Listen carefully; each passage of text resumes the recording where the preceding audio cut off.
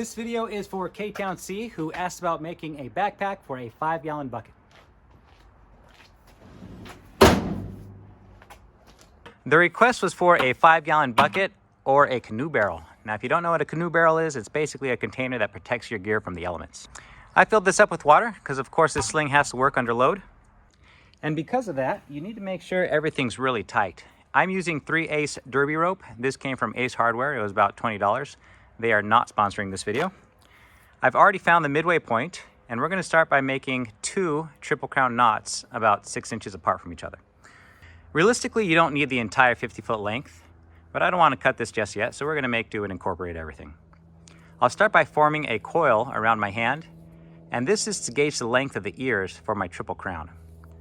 So I'll just open this up, and there you go. I have 2 evenly spaced ears. Now I'm going to make my triple crown by folding up my bottom strands, and you'll see I've formed a window down here.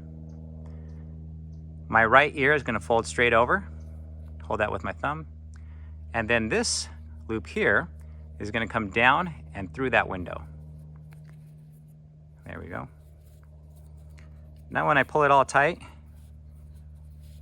you can see that I've made 2 loops at the end of these 2 strands. I'll dress it all up, and there is my first triple crown. There we go. Now we need to do this again. I'll use my hand as a gauge to create the distance to the next knot. So I'm going once, twice, there's my 3rd time, wrap around again to create my coils, and now I have my 2 ears again, okay? This time, my crown is on my left, okay? I want to make sure that I turn this whole assembly around so that I'm looking at the belly of this knot. Now I'm just going to tie it the same way, except for this time, instead of starting with this ear, I'm going to do the opposite to make it a mirror image. A little difficult to see. Let me just pull it through, and then you guys will see what we end up with. Okay, there we go. And you see the way we positioned everything. We have the underside of the knot on one side and the backs on the other. All right, let's get our bucket here. I'm going to take our setup and I'll place it right into one of the grooves to our 5-gallon bucket. The spacing here is important because this is going to dictate where our shoulder straps land. Now what we're going to do is we're going to take this end here, we're going to wrap it all the way around, and then we're going to come through on this loop here, and we're going to create an automatic trucker's hitch. Let me show you. Out of these 2 loops, I'll work with the one closest to me. I'll take my free end and I'll thread it through once and then twice, and this will create a black wall hitch after I pull everything through. So let's pull this off. We're going to tighten this up.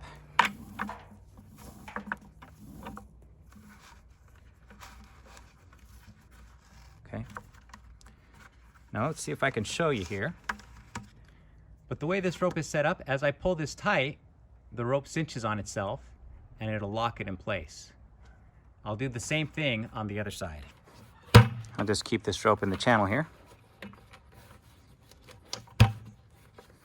Here we are. I'll pick this loop that is closest to me. Again, I'm going to place the rope through once, twice. There we go. And I'll just pull everything through. All right, now check this out again. When I pull this tight, the rope cinches on itself, and I get to keep all the tension that I put in. If this is looking weird on you, it's probably because your loop is on the opposite side, and this isn't going to work because your pulling end is on top. So I just need to take this loop and push it to the other end, so that this end that I pull on is underneath, and now everything's going to work. We have our 2 ends sticking out from either side of our triple crowns.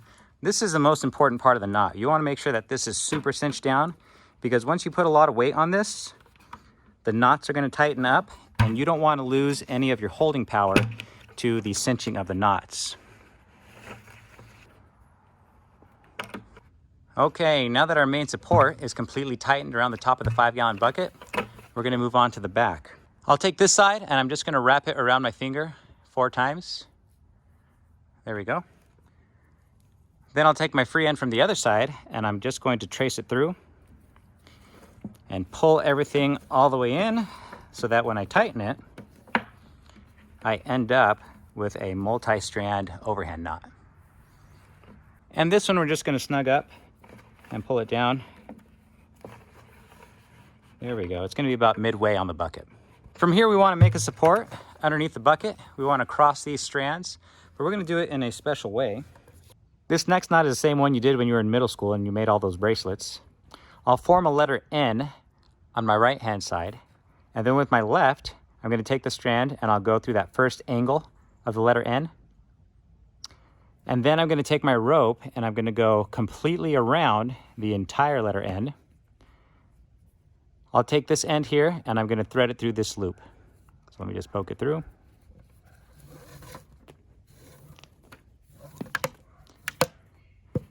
When we cinch everything up, you can see that little square looking knot that you recognize. Okay. When we pull it tight, we want it to be centered on the bucket. This is a little too long, so I'm going to adjust it so that it ends up right where we want it to be. Okay, that'll do. I don't know the name of this next knot. If you know it, please put it in the comments. But to tie it, you pull in 2 bites. I'll take my bite on the right and I'll just place it over the bite on the left. And I end up with the loop down here. I'm going to take this loop and thread it through the upper loop. So just push it through, and now I'll pull everything tight. There we go. Now this knot, we want it to be just on the end, right? I like to have it so that the knot is sitting underneath the barrel, so I'm just going to adjust everything so that it's doing exactly what we want it to do. All right, looking good. Let's do the same thing on the other side.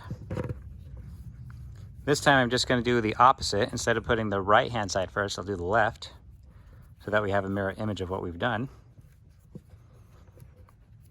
All right, we're mirrored on each side. Let's move on. I'll flip my bucket over. Make sure my ends are peeking out.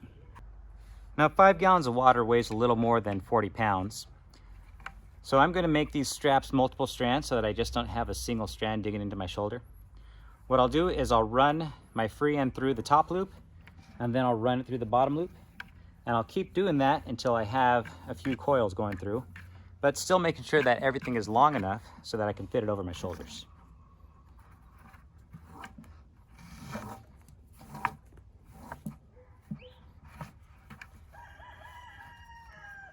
That looks about good for this side. To finish this off, I'm going to run my rope through my upper loop, and then I'll tie a figure 8 knot. So I'm going to go around the bottom, over the top, and then back through that loop. There's my figure 8, and I'll pull it tight. So now I just need to adjust my straps. I'll ring the rope through so that everything is evened out.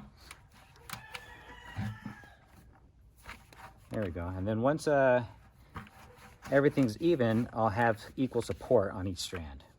Okay, let's do the same thing on the other side. Okay, let's go over what we've done here. Looks kind of a mess, but if you know what you're looking at, it's easy to see. We have our triple crowns. One part of the triple crown goes for the shoulder straps. The other is the tensioning for the main support. And so we started with our setup on each side. We put our cord or rope all the way through, and we tightened up on either ear over here. Then we went to the back and we did a surgeon's knot.